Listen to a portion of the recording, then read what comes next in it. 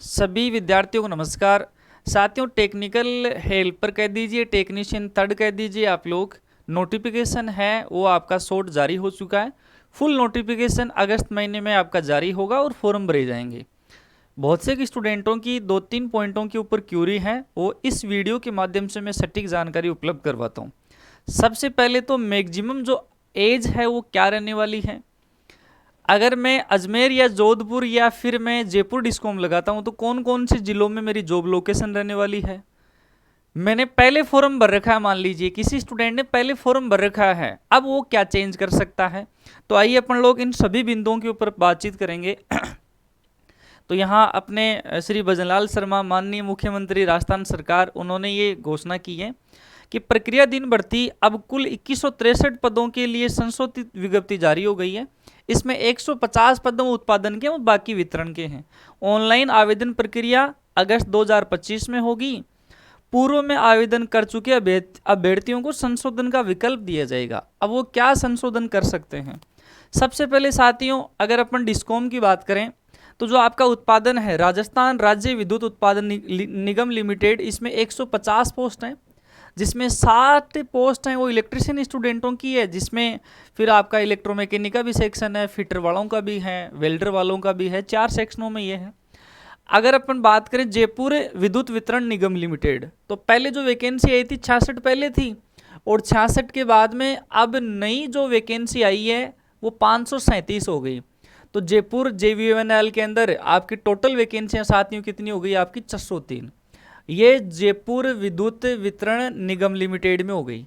अगर दूसरी अपन बात करें 498 वैकेंसियां, ये आपकी अजमेर विद्युत वितरण निगम लिमिटेड के अंदर हो गई।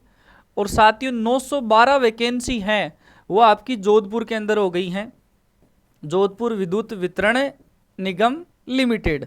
अब इन्हीं पदों की संख्या को देखते हुए स्टूडेंट है वो संशोधन करेगा, बिल्कुल करेगा। तो क्या संशोधन करेगा, किस तरीके से करेगा, मैं आइए बताता हूं आपको। और यहाँ कहा हुआ है कि नोटिफिकेशन वो अगस्त में अपलोड हो जाएगा। अब देखो, सबसे पहले अपन एज की बात करते हैं साथियों। जो आपकी एज है वो साधारण जो आपकी एज है वो 18 से 28 वर्ष है। क्या भाई, 18 से 28 वर्ष है। सबसे पहली बात, कोई फ्रेशर स्टूडेंट है जो अभी ITI कर रहा है और वो अभी 18 वर्ष का नहीं हुआ है, तो पहले जो नोटिफिकेशन जारी हुआ था उसमें यह कहा गया था कि कोई बच्चा नया जो फ्रेशर स्टूडेंट है उसकी 18 कंप्लीट कब होनी चाहिए। तो 1 जनवरी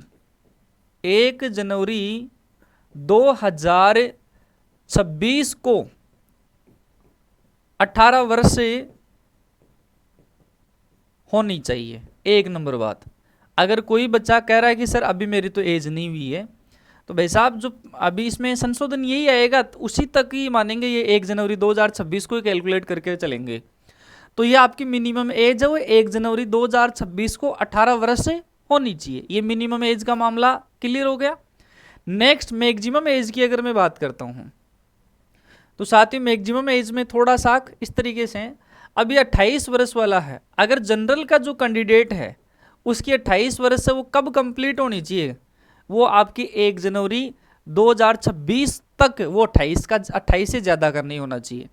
1 जनवरी 2026 को जनरल कैंडिडेट है वो 28 वर्ष से ज़्यादा नहीं होना चाहिए।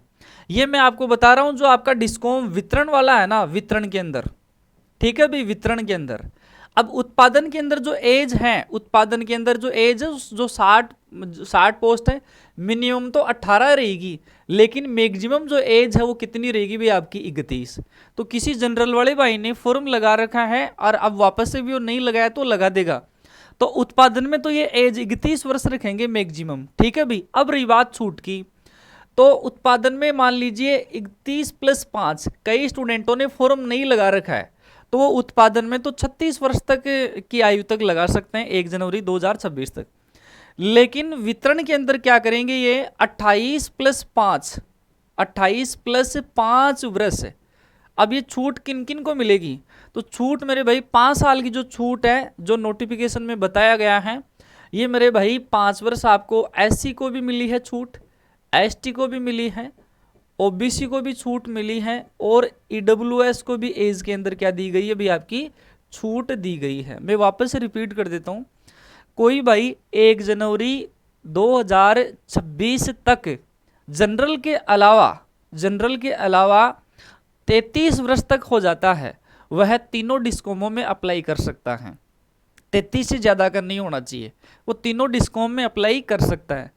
अब मान लीजिए इससे भी ज़्यादा एज हो गई किसी की, तो वो फिर क्या करेगा, जनरल का स्टूडेंट है, जनरल का जो स्टूडेंट है वो क्या करेगा भाई, इसमें वितरण में है वो 28 तक होना चाहिए। अब रही बात उत्पादन की, जो बहुत ज़्यादा जिनकी एज है उनको उत्पादन में तो मौका मिलता दिख रहा है। अगर उत्पादन में आप फॉर्म भरते हो, जो आपके 60 पद थे, तो जनरल का स्टूडेंट तो 31 का होना चाहिए, ठीक है भाई। और SC ST OBC वाला EWS वाला स्टूडेंट अगर वो उत्पादन के लिए अप्लाई करेगा तो उत्पादन में उसकी मैक्सिमम एज है वो 36 वर्ष होगी। कब तक की, 1 जनवरी 2026 की। तो मोटे मोटे तौर पर एज वाला जो पोर्शन हो मैंने आपका क्लियर कर दिया है। उत्पादन में मौका मिलेगा 36 वर्ष तक जनरल के अलावा, और वितरण में तीनों डिस्कॉम में आपको मौका मिलेगा 33 वर्ष तक।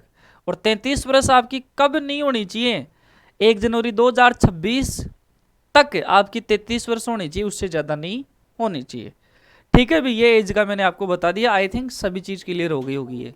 नेक्स्ट, अगर मान लीजिए आप जयपुर विद्युत वितरण निगम लिमिटेड से चॉइस भरते हो। अब चॉइस स्टूडेंट दो तरीके से भरेगा, एक तो पदों की संख्या को देखकर, और एक दूसरा होता है कि भाई मेरे को नौकरी कहाँ करनी है। इन्हीं दोनों पॉइंटों को देखते हुए डिस्कॉम चूज करता है। तो सबसे ज़्यादा जो पद हैं वो कहाँ है, आपके जोधपुर में। जोधपुर के बाद में पदों की संख्या कहाँ, जयपुर के अंदर, और फिर आपकी अजमेर डिस्कॉम के अंदर है। अगर जयपुर से आप लोग अप्लाई करते हो तो आपकी नौकरी किन किन डिस्कॉमों में लगेगी। ऐसा होता है कि अगर आपने जोधपुर से अप्लाई किया तो आप अजमेर वाले जिलों में नहीं आ सकते, ट्रांसफर पॉलिसी नहीं है इसमें, ठीक है भाई। जयपुर से यदि आप फर्स्ट चॉइस जयपुर लेकर चलोगे तो जयपुर, दौसा, अलवर, भरतपुर, धौलपुर, सवाई माधोपुर, टोंक, करौली, कोटा, झालावाड़, बारां, बूंदी डिस्ट्रिक्ट में आपकी नौकरी लगेगी। अगर जयपुर से आपने अप्लाई किया और इन डिस्ट्रिक्ट्स में आपकी ज्वाइनिंग मिल गई तो आप इन जिलों में नहीं आ सकते, इन डिस्ट्रिक्ट्स में आप लोग नहीं आ सकते। अजमेर से कर दिया तो अजमेर हो गया, सीकर, झुंझुनू, भीलवाड़ा, चित्तौड़गढ़, उदयपुर, बांसवाड़ा, डूंगरपुर, प्रतापगढ़, राजसमंद और नागौर डिस्ट्रिक्ट वो अजमेर डिस्कॉम के अंतर्गत आता है। जोधपुर वाला है वो जोधपुर, बीकानेर, पाली, सिरोही, चूरू, हनुमानगढ़, श्रीगंगानगर, जैसलमेर, जालौर, बाड़मेर डिस्ट्रिक्ट के अंतर्गत आएगा। अगर आप उत्पादन की चॉइस में, मान लीजिए आपका उत्पादन में फाइनल सिलेक्शन होता है, ठीक है भाई, तो यहाँ चॉइस ही भरवाते हैं नंबर के आधार पर। पहले कट ऑफ 22 में नहीं गई थी, कॉमन ही गई थी, तो यहाँ स्टूडेंट क्या करेगा, वो अपने मन अनुसार चॉइस भर देगा, ठीक है भाई। All state of Rajasthan, Rajasthan में जहाँ भी इलेक्ट्रिसिटी का जनरेशन होता है ऑल राजस्थान में आपकी नौकरी लग सकती है। तो ये साथियों आपकी जानकारी थी। यदि आप लोग परफेक्ट तैयारी करके अपना सिलेक्शन सुनिश्चित करना चाहते हैं, चाहे ऑनलाइन हो चाहे आपका ऑफलाइन हो, बिल्कुल हमारी टीम आपके साथ में जुड़ेगी। अगर आप लोग ऑनलाइन तैयारी करना चाहते हैं तो मेरे भाई सक्सेस सेंटर सीकर एप्लीकेशन को डाउनलोड करो प्ले स्टोर में जाकर और उसको रजिस्टर कर लीजिए। और फिर ये जो बैच है वो आपका कंप्लीट प्री और मेंस का बैच है, वो आपको 1500 रुपये के अंदर मिल रहा है। यदि आप लोग हमारे सेंटर के ऊपर आकर ऑफलाइन तैयारी करना चाहते हैं तो इन नंबर के ऊपर आप संपर्क कर सकते हैं।